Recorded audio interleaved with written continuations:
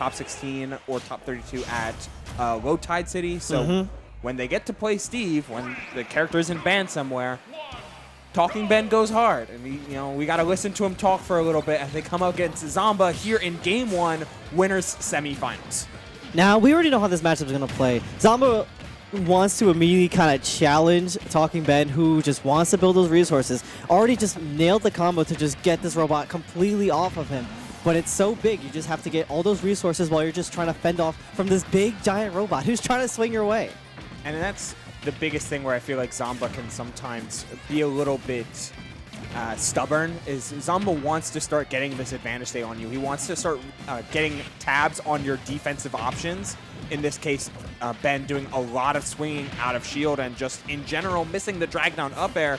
With this damage evening up here, Snivy, as they they're just kind of hacking and slashing at each other at this point. The way that Zomba has been playing all night was like, I just want to speedrun bracket. I just want to get my bag, go home, make it in time to bed, enjoy my summer, maybe hop on the PC, play some Fortnite with the boys. You know how it is.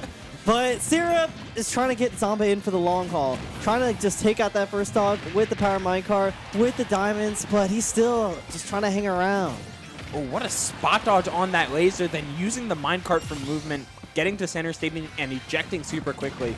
One of the best things I love about Ben's Steve in particular is it feels like they're actively trying to implement a lot of different stuff, like different ways to set up blocks, different edge guarding routes. Not necessarily always going for the giant nil stuff or the crazy technical, but it's the meld of the practical stuff. Like, yeah, you missed a combo there, but you're going to be seeing a lot of like PBRs, for instance, and other utility ways that Steve can get some solid damage or just flat out survive to 192, finally dropping that stock to a Rob Nair.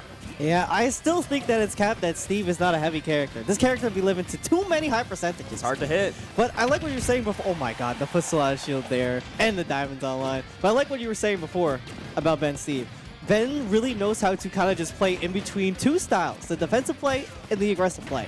And we're seeing, like, so far that TalkingBen really knows how to put this Steve's toolkit to kind of just the absolute test limits of it.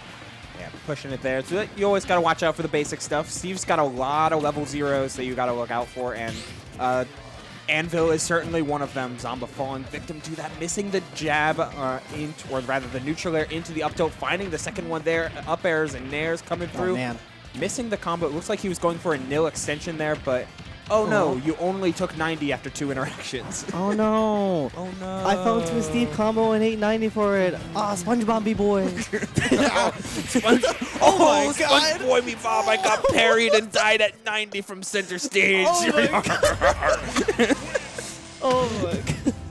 Zomba, this is what you wanted. I'm just saying, this is what you wanted. Yeah. I mean, he's a competitor through and through. There's a reason he's the #1 seed. He wants to experience this game with no strings attached, no asterisks on any of his victories. He's beating people at their best because he knows he's better. That's always been Zomba's mantra. Yep.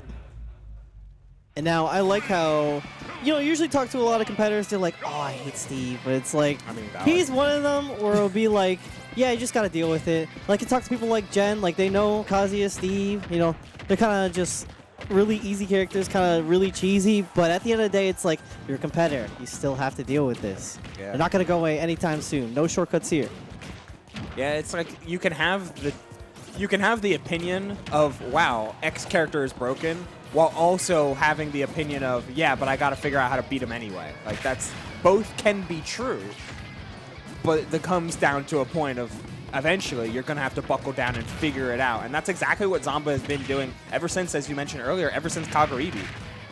And yeah, Syrup definitely looking to challenge Zomba right now. Already getting that robot up to 154 and setting up really good, building all these resources. I like how Syrup doesn't immediately go for the kill and just takes the opportunity to get the resources because it's Steve Minecraft. You will always eventually get that kill.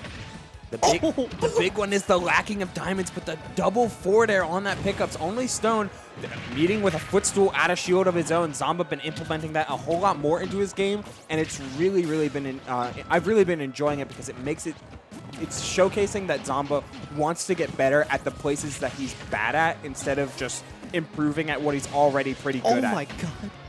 The rotor arms on the minecart? Oh, he said, I'm out. Literal hilarious Ben interaction. said, I'm out of here. All right, back to a nice even game. And I kind of like what I've just been seeing from those footstool out of shield dares from Zomba. It's just a thing that we've been seeing a lot shape up in the ultimate meta. We saw it at LMBM with Shattuck implementing that footstool out of shield down there to kind of just set up for tech situations.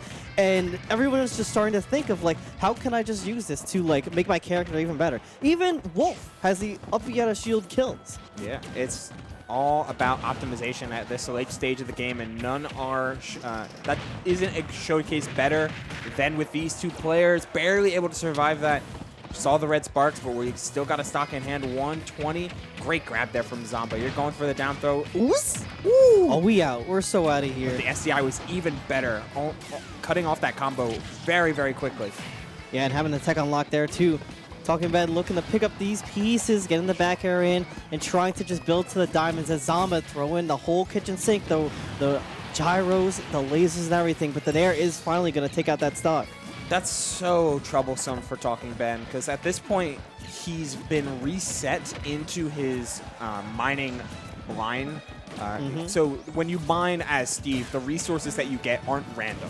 It's a set sequence depending on the stage or the position on stage that you are. In this case, PS2 is all stone. But when you lose your stock, that line gets reset. So he hasn't had a diamond all day, all of this game number 2, and is back at square one effectively, because he's barely able to get through any of this mining sequence, thanks to the pressure that Zomba has been putting on. And if you keep putting on that pressure, eventually you're gonna force Steve into a susceptible position, going low and finishing that stock with a 7-frame active dare. Yeah, we saw it there. That jump was immediately taken. Zomba's like, okay, I think I will down air here. I'm pulling that trigger. There's no way Ben was going to be able to get out of that situation. Yeah, you already saw it. Oos, right into that blast zone.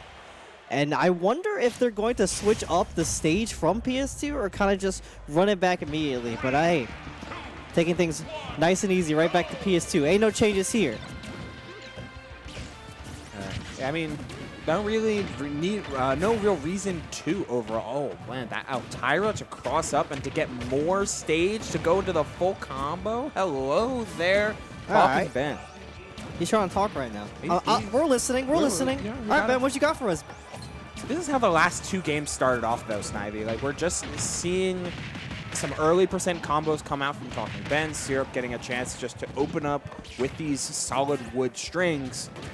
Yet Zomba finds ways to bring it back ever so steadily with a good chip away kind of game. And that's what you can do with Rob in the mid-range. Just chip away with lasers and gyros and safe pokes like down tilt and nair. Yeah, it's pretty good because mining is a commitment with Steve. You always have to commit to that mine.